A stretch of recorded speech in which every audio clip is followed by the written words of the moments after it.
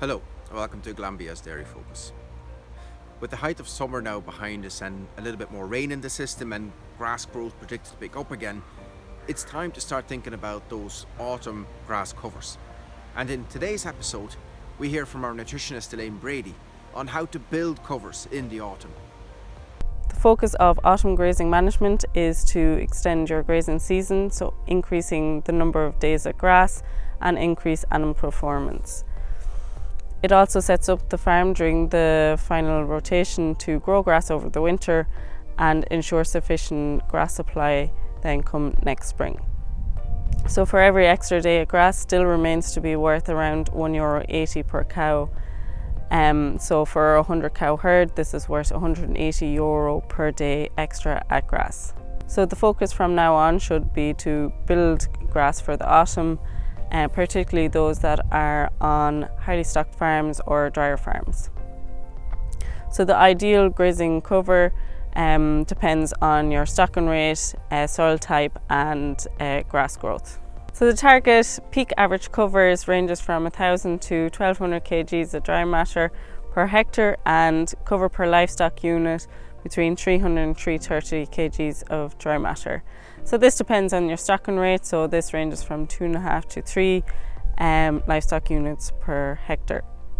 So those on dryer farms should have started building covers at the start of August because they tend to be the more highly stocked and also have a longer grazing season, so into late November.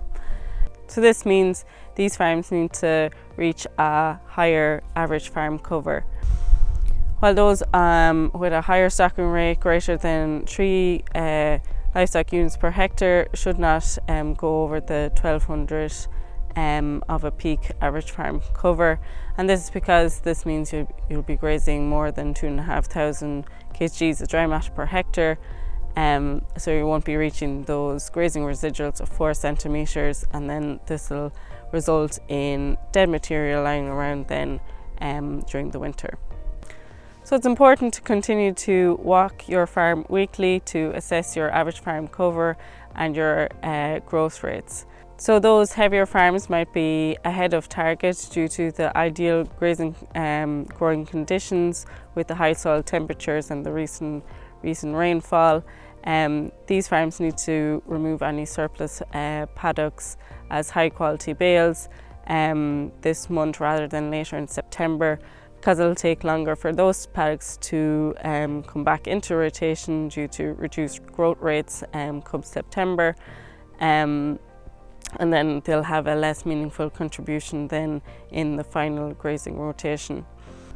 Those behind target need to either bring grass silage back into the rotation or remove surplus or dry stock off the grazing block. If needed, so increase supplementation up to 5 to 6 kgs of concentrates. If this exceeds that, bring in high quality grass silage until you reach those target average farm covers. So those recovering from soil moisture deficits, the first step is reaching those normal targets of 180 to 100 kgs of dry matter per cow, and then focus on building grass covers as much as possible from then on. So keeping that extended grazing rotation between 25 and 30 days, so grazing no more than 4% of your grazing platform per day.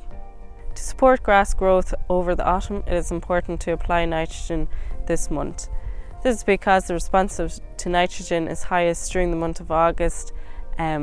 Research has shown that for every 30 kgs of nitrogen applied results in a growth rate of 27 kgs of dry matter per hectare. So at a stocking rate of 2.5 livestock units per hectare, results in a difference of €27 per hectare between applying nitrogen now versus later in September. So for example, for a 40 hectare farm, this is worth €1,080 in August alone compared to applying nitrogen later in September.